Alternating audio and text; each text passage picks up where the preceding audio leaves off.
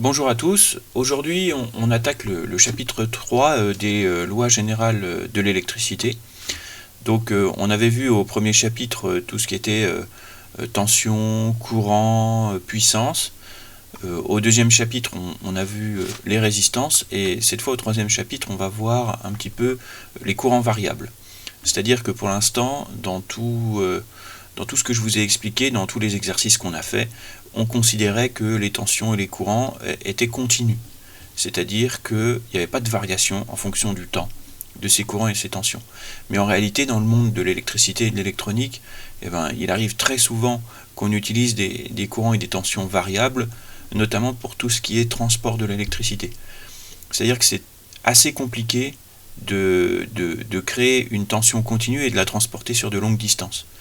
Et surtout de la transformer en une autre valeur. C'est beaucoup plus simple de faire ça avec de l'alternatif. Et donc, il va falloir qu'on comprenne un petit peu les principes de base de ce que c'est qu'un courant variable et notamment un courant alternatif. Donc, les courants variables, chapitre numéro 3. Et donc, il s'agit déjà de savoir qu'est-ce que c'est que le régime variable. En fait, c'est une chose qui est relativement simple, c'est ce que je viens d'expliquer. En régime variable, les courants et les tensions sont des grandeurs qui varient avec le temps. C'est-à-dire que, en fonction du temps, je vais avoir une valeur de tension ou de courant qui ne sera pas la même, qui va changer. À un instant donné, il sera peut-être de 10 volts, ensuite de 5, ensuite de 0, peut-être même ça va passer dans le négatif. Et en fonction du temps, c'est quelque chose qui change.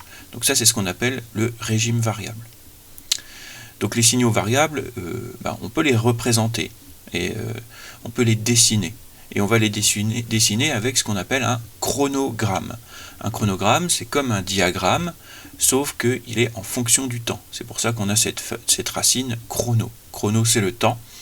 Et donc on va dessiner ce diagramme où on aura sur l'axe des abscisses le temps, et puis sur l'axe des ordonnées, on aura la valeur qu'on veut mesurer. Je rappelle que l'axe des abscisses, c'est l'axe horizontal, et l'axe des ordonnées, c'est l'axe vertical. Donc, c'est un graphique des variations du signal en fonction du temps. Donc, voici un exemple. Je dessine le chronogramme d'un signal. Alors, ce que j'appelle moi un signal, ça peut être une tension, un courant, une puissance. Un signal, c'est quelque chose, une grandeur électrique qui varie en fonction du temps. Donc, j'utiliserai le terme signal, mais ça peut très bien être une tension, un courant ou n'importe quoi. Donc ici, le signal, c'est une tension, c'est pour ça que je l'appelle U, et ensuite, entre parenthèses, je marque les unités. Donc l'unité de cette tension, c'est bien le volt. Et donc j'inscris la valeur mesurée au bout de l'axe des ordonnées, c'est-à-dire la flèche verticale, pour dire que ici, je vais représenter entre 0 et 5 volts la valeur de cette tension U. Sur l'axe des abscisses, c'est-à-dire l'axe horizontal, on retrouve cette fois le temps dont l'unité sera la seconde. Alors qu'est-ce qu'on observe sur cette tension ? On observe que quand le temps est à 0, c'est-à-dire au début de notre mesure, la tension a une valeur de 5 volts. Puis, au bout d'une seconde, la valeur va descendre à 0 volts. Ensuite, on attend encore, et à 5 secondes, à t égale 5 secondes, ça remonte 5 volts, et ça de nouveau pendant une seconde, c'est-à-dire dans l'intervalle entre 5 et 6 secondes, et ensuite ça redescend à 0 volts, puis ça remonte à 5 volts pendant une seconde, etc. etc. Je n'ai pas dessiné sur un chronogramme, on ne dessine pas l'intégralité du signal, parce que le signal peut être en théorie infini, c'est-à-dire qu'on aura le même motif qui va se répéter indéfiniment. Donc une fois qu'on en aura dessiné, on va dire, quelques répliques, on saura deviner le reste du signal. Donc ceci, c'est ce qu'on appelle un chronogramme. Donc dans cet exemple, la tension mesurée s'appelle U. L'unité de U, c'est le volt. La mesure est faite en fonction du temps. Et l'unité du temps, c'est la seconde. Alors là, on vient de voir une forme de signal variable, mais on peut en trouver d'autres formes. Alors c'est des formes, on peut y avoir une multitude de formes de signaux variables, mais on retrouve globalement en électricité 3 types de formes qui sont les plus utilisées. Donc le signal carré ou rectangulaire, c'est celui qui est, on va dire, à l'état haut puis à l'état bas. Alors ce que moi j'appelle l'état haut et l'état bas, en fait l'état haut c'est sa valeur maximale. et l'état bas, c'est sa valeur minimale. J'ai fait exprès sur ce chronogramme de ne pas marquer de valeur pour U, parce que l'état haut peut très bien être, je sais pas moi, 5 volts et l'état bas moins 5 volts, ou alors ça peut très bien être 200 volts et moins 200 volts, ou ça peut être aussi 200 volts pour l'état haut et 100 volts uniquement pour l'état bas et ne pas passer dans les négatifs.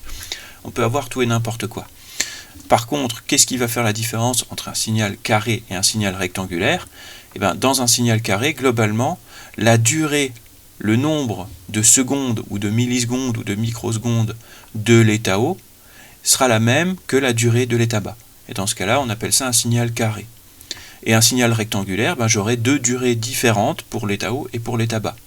Un peu comme quand on dessine un carré ou un rectangle, le carré étant un cas particulier d'un rectangle qui aurait deux côtés consécutifs de même longueur. Donc là c'est pareil, le principe c'est de dire si j'ai deux durées qui correspondent à l'état haut et l'état bas qui font le même temps, alors je considérerais que c'est un signal carré, et si, comme celui-ci, j'ai deux durées différentes pour l'état haut et pour l'état bas, là on voit qu'elle fait 1 seconde et 4 secondes, là on pourra appeler ça un signal rectangulaire. Donc les signaux carrés rectangulaires, relativement simples à appréhender, donc de temps en temps j'ai une valeur grande et de temps en temps j'ai une valeur plus basse. Ensuite, il existe des signaux triangulaires. Donc les signaux triangulaires, en fait, ça va être des successions de rampes ascendantes et descendantes. Et donc ces rampes ascendantes et descendantes vont se répéter jusqu'à un maximum et un minimum. Et là, je vais avoir la même chose que pour le signal carré. Je peux très bien avoir des durées d'ascendance qui vont être différentes des durées de descente, quoi. Voilà. Mais globalement, là, on ne fait pas la distinction, et donc dès qu'on a des rampes successives qui montent et qui descendent, on appelle ça un signal triangulaire. Mais le type de signal le plus utilisé en électricité et en électronique, ça reste quand même le signal sinusoïdal. Donc le signal sinusoïdal, on l'appelle comme ça parce qu'en fait il correspond à la représentation graphique d'une fonction mathématique basée sur le sinus, sur la fonction sinus. C'est ce qu'on verra plus tard dans le cours. Donc c'est sinusoïde, c'est le nom qu'on donne à la forme graphique du signal sinusoïdal. Cette sinusoïde, en fait c'est une succession de montées et de descentes du signal jusqu'à un maximum et un minimum. Par contre, là, j'ai une variation de la vitesse de montée et de descente. Et donc, c'est cette forme de signal-là qui est la plus adaptée au transport de l'électricité. C'est notamment cette forme-là qu'on trouve dans la prise secteur de l'habitat. Et sous cette forme, donc la prise secteur 230 volts, et on verra que le 230 volts ne correspond pas effectivement au maximum de la sinusoïde, c'est ce qu'on verra après. Le secteur 230 volts qu'on a dans nos prises, c'est un signal de forme sinusoïdale.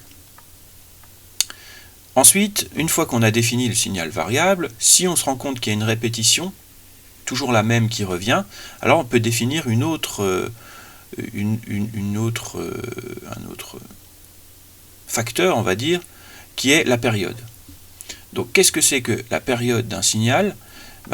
C'est l'intervalle de temps constant, grand T, pendant lequel ce signal se reproduit de manière identique. Alors qu'est-ce que ça veut dire? Ça veut dire que si je reprends ma sinusoïde ici, je me rends compte que c'est toujours le même dessin qui se répète, c'est-à-dire une alternance de partie haute et une alternance de partie basse. Et je peux répéter ce même dessin à l'infini pour continuer à dessiner ma sinusoïde. Et en fait, on va définir la période comme étant la durée que va mettre le motif pour se répéter. Et si on veut que ce soit bien compris comme une période, il faut que cette durée de répétition du motif soit toujours la même. Sinon, ça veut dire que la période, elle change. Et là, on ne pourra pas la définir. Si c'est toujours la même, il suffira d'imaginer cette partie de signal comme un tampon, si vous voulez, qu'on vient tamponner, qu'on vient répéter, pour pouvoir dessiner le chronogramme. Donc c'est bien un intervalle de temps constant. Le temps ne doit pas changer. Et je l'appelle T majuscule pour ne pas le confondre avec la variable temps. Et donc il se reproduit de manière identique. La période se compte en secondes, mais on peut très bien utiliser des sous-multiples comme des millisecondes, des microsecondes, des nanosecondes. Ça va dépendre à quelle vitesse le signal se répète. Donc si je reprends l'exemple qu'on avait dans la première partie du cours, là aussi on peut trouver une répétition. On peut trouver un motif qui va se répéter. Si je regarde, on va dire, le motif qui se dessine à partir de 0 secondes. À partir de 0 secondes, je vois que j'ai 1 seconde à 5 volts et 4 secondes à 0 volts. Et bien, à partir de 5, j'ai exactement le même motif qui se répète. 1 seconde à 5 volts et 4 secondes à 0 volts. Et le même qui se répète après. Et je pourrais même deviner que le signal va remonter à 15 secondes. Donc là, je peux définir une période. La période, le temps que met le signal à se répéter. Cette période de répétition, on peut dire qu'elle est entre 0 et 5 secondes. Donc entre 0 et 5 secondes, je pourrais mettre une double flèche ici, puis dire que ça c'est grand T. Grand T, je rappelle que c'est la période. On n'a pas utilisé la lettre P pour éviter de confondre avec la puissance ou d'autres unités comme le Pascal par exemple. Bref, grand T, c'est la période, et elle est représentable entre 0 et 5 secondes. Mais j'aurais pu très bien dire que le dessin se répète également entre 1 seconde et 6 secondes, ou alors de 6 secondes à 11 secondes. Donc la période, je peux la retrouver à d'autres endroits du signal, et elle est tout aussi valable du moment que j'arrive à trouver un motif qui se répète indéfiniment. Par contre, ce qui ne change pas, c'est la durée de cette période de reproduction. Entre 0 et 5 secondes, j'ai un écart de 5 secondes, et entre 6 et 11 secondes, j'ai aussi un écart de 5 secondes. Donc au final, on peut dire que la période, elle est égale à 5 secondes pour ce signal rectangulaire. Une fois qu'on a défini le paramètre période, on peut définir son opposé, on peut dire, qui est la fréquence. Et c'est celui qu'on utilise le plus souvent dans le langage courant. Dès qu'on a une action qui se répète à intervalles réguliers, on parle plutôt de fréquence plutôt que de période. Je pense notamment aux fréquences des processeurs d'ordinateurs, par exemple, où là on va définir le nombre théorique d'opérations par seconde qu'il est censé faire. Et bien en fait, la fréquence en termes de chronogramme, ce sera l'inverse de la période. C'est-à-dire que la fréquence, c'est le nombre de périodes en 1 seconde. Donc, on va dire quelque chose qui aurait une période de 1 seconde aura forcément une fréquence qui sera égale à 1. Alors en quelle unité on compte la fréquence? Ça se compte en Hertz. La fréquence, si on pense notamment au PC, on pense aux mégahertz, gigahertz, etc., etc. Et donc si j'ai un élément qui se répète toutes les secondes, alors on dira qu'il a une fréquence de 1 Hertz, puisque la fréquence est le nombre de périodes en une seule seconde. Et donc de ça on peut découler deux formules qui sont finalement la même, mais écrites différemment, où je peux dire que la fréquence, alors fréquence c'est f minuscule, ce sera égal à 1 divisé par la période. Ou alors on peut dire, si on inverse, c'est-à-dire si on passe le t de l'autre côté de l'égalité, que la période, ce sera égal à 1 divisé par la fréquence. Donc on retient en électronique f égale 1 sur t ou t égale 1 sur f. Donc si je reprends l'exemple précédent, on avait une période de 5 secondes. On peut donc calculer facilement la fréquence. La fréquence, ce sera 1 divisé par la période, donc 1 divisé par 5, puisqu'on a 5 secondes de période, et ça me donne 0,2, c'est-à-dire 0,2 Hz. Et globalement, on pourra même imaginer que 1 Hz, si on a quelque chose qui a une fréquence plus petite que 1 Hz, on saura qu'il se répète à plus qu'une seconde, que plus qu'une fois toutes les secondes. Et si on a une fréquence qui est supérieure à 1 Hz, on saura que sa durée de répétition est inférieure à 1 seconde. Et donc ça vient de Heinrich Rudolf Hertz, qui était un ingénieur et physicien allemand, qui vécut de 1857 à 1894. Et c'est donc par rapport aux avancées qu'il a fait dans le domaine qu'on a donné son nom à l'unité de la fréquence. Donc maintenant, si je me concentre un peu plus sur le signal sinusoïdal, c'est celui qui nous intéresse le plus en électricité, on peut tirer d'autres valeurs caractéristiques, en plus de la période ou de la fréquence. Ces valeurs caractéristiques, c'est ce qu'on peut donner pour décrire un signal et qui nous permet de le dessiner par rapport à ces valeurs caractéristiques. On peut savoir comment il se comporte en donnant ces valeurs caractéristiques sans forcément avoir besoin de dessiner un chronogramme. Bon, alors si on part du chronogramme dessiné, donc chronogramme d'un signal d'une tension sinusoïdale, que j'appelle U en volts. On peut définir plusieurs choses. La première chose, très simple, c'est sa valeur maximale. C'est la valeur la plus grande du signal. Et donc, on la note traditionnellement U max, maximum. Et si je devais la placer sur le chronogramme, je la mettrais donc ici. C'est la valeur que ne dépasse pas le signal. Et si j'ai bien le même motif qui se répète, il ne la dépassera jamais. Deuxième valeur, c'est son pendant, c'est la valeur minimale. C'est la valeur la plus petite du signal, et donc on l'appelle U min. Et on va la placer ici. Et souvent, pour s'aider, quand on trace un chronogramme sur papier, on utilise des pointillés pour pouvoir faire en sorte qu'on ne dépasse pas ces valeurs. Donc ça, c'est très simple. Ensuite, on peut définir autre chose. C'est sa valeur moyenne. Donc si on regarde un petit peu cette sinusoïde et qu'on imagine par exemple qu'elle se promène entre 10 volts et moins 10 volts, alors c'est facile d'imaginer sa valeur moyenne. Si c'est entre plus 10 et moins 10, sa moyenne ce sera pile au milieu et donc ce sera 0. Donc on peut se dire qu'un signal sinusoïdal c'est forcément toujours 0 sa moyenne. Pas toujours, parce que parfois le signal sinusoïdal il est ajouté à une tension continue qui va lui rajouter une valeur moyenne différente. Donc concrètement, on peut très bien trouver des signaux qui sont sinusoïdaux, de forme sinusoïdale, mais décalés. C'est-à-dire qu'il peut se trimballer entre 20 volts au maximum et 15 volts au minimum. Et dans ce cas-là, il faudra faire un petit calcul pour trouver sa valeur moyenne. Et ce calcul, il est relativement simple à faire. Donc la valeur moyenne, c'est la valeur située au milieu du signal. Elle est notée U MOI, M-O-I ou MOI, moyen, quoi. On la calcule avec la formule suivante. U moyen est égal à U max plus U min sur 2. C'est exactement le même principe que si on voulait calculer la moyenne de notes quand on n'a que 2 notes dans son bulletin de notes. Si j'ai un 20 et un 10, eh ben je prends ces 2 notes et je divise par le nombre de notes. Donc 20 plus 10 divisé par 2, ça fait 15. Donc j'ai bien 15 de moyenne. Donc calculer une valeur moyenne, c'est comme prendre deux valeurs et puis diviser par le nombre de valeurs, dans l'occurrence 2.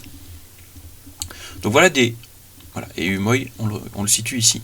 Voilà des valeurs caractéristiques qui sont simples à comprendre. Le maximum, le minimum et la valeur moyenne. Maintenant, en électricité, il y en a d'autres qu'on utilise et qui sont peut-être plus difficiles à appréhender. La suivante, c'est ce qu'on appelle l'amplitude.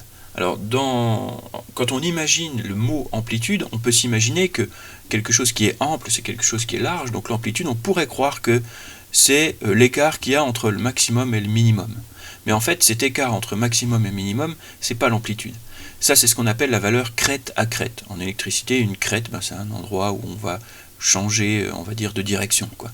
La valeur crête à crête, elle est plus trop utilisée actuellement, et donc là on pourrait dire, si on avait un signal qui est entre 10 et moins 10, que sa valeur crête à crête serait de 20 volts.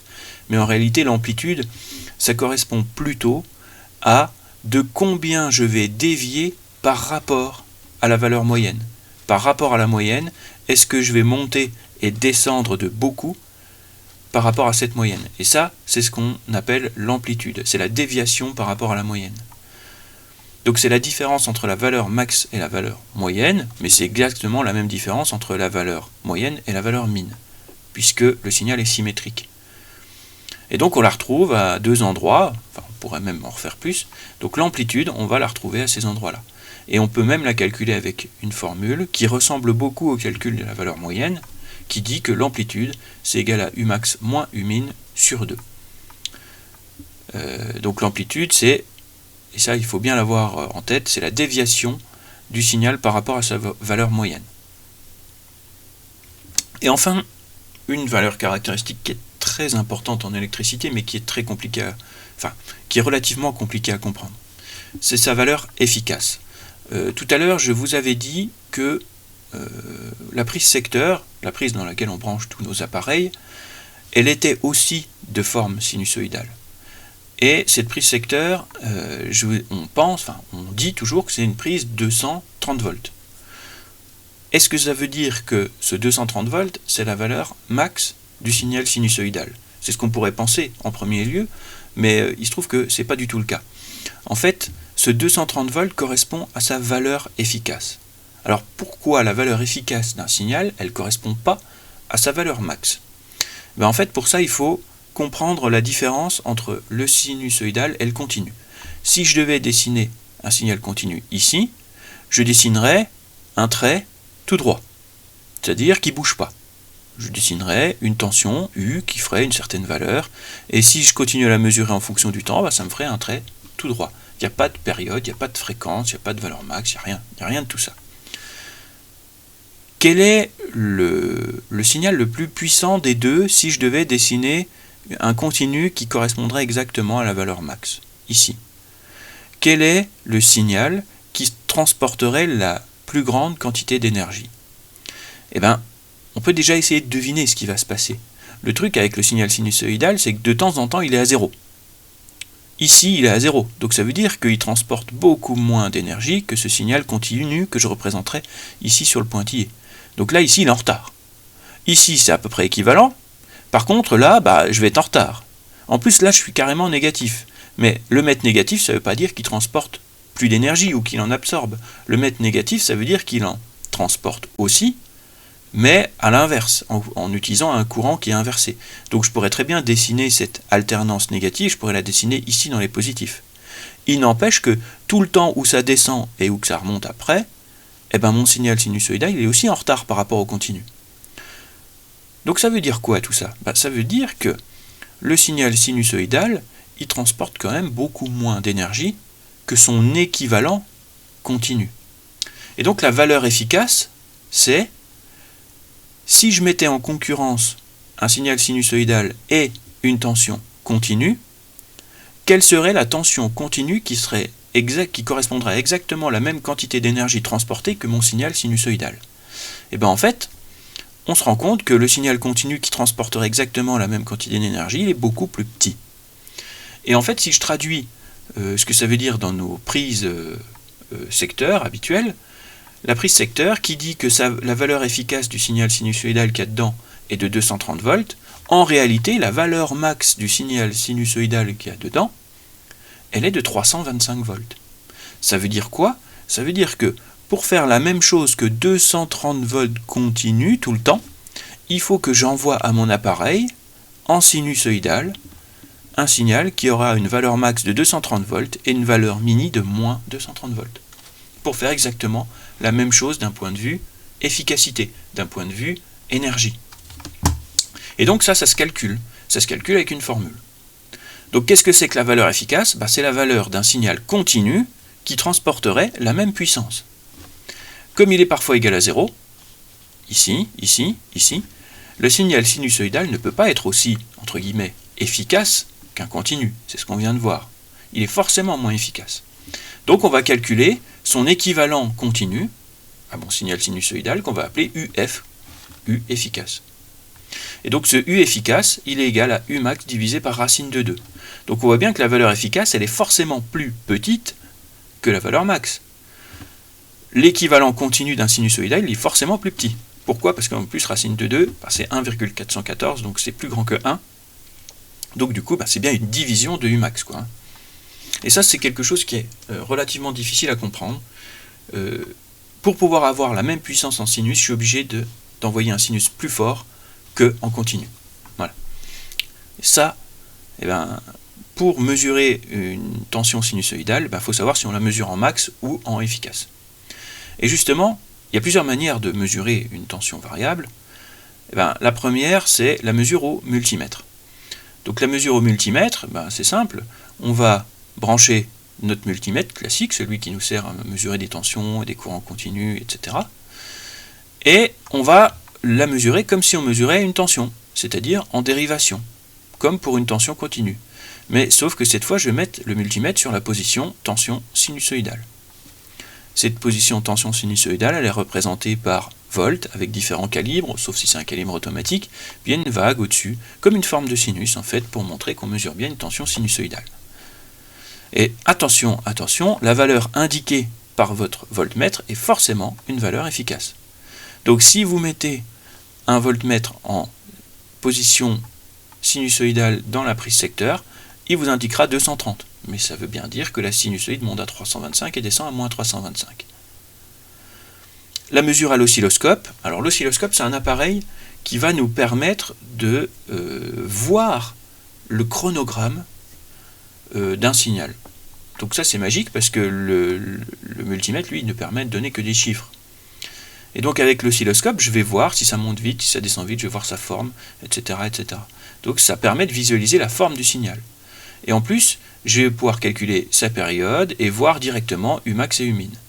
Et l'oscilloscope, lui, il ne produit pas des chronogrammes, il a un écran qui représente un oscillogramme. Un oscillogramme, en fait, c'est un quadrillage qui représente l'écran de l'oscilloscope, et puis dessus, je vais avoir la forme des signaux que je mesure, et ensuite, il s'agira de savoir combien de volts j'ai pour une case, et combien de durée j'ai pour une case en largeur.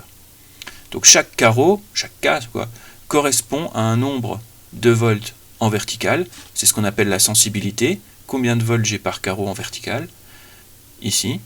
Et puis en horizontal, chaque carreau correspond à une durée en secondes, et donc ça, c'est ce qu'on appelle la base de temps. Et ça va me permettre de calculer la période. Voilà. On a quelques exercices à faire, je vais couper la vidéo ici. Je referai une vidéo dans pas longtemps pour donc faire la suite du cours où on va parler de ces exercices, où on va mettre en application les formules sur les courants variables, et puis on verra aussi l'expression mathématique du signal sinusoïdal, où on va aussi induire des nouvelles notions. Voilà, je vais m'arrêter là pour aujourd'hui, et je vous dis à bientôt.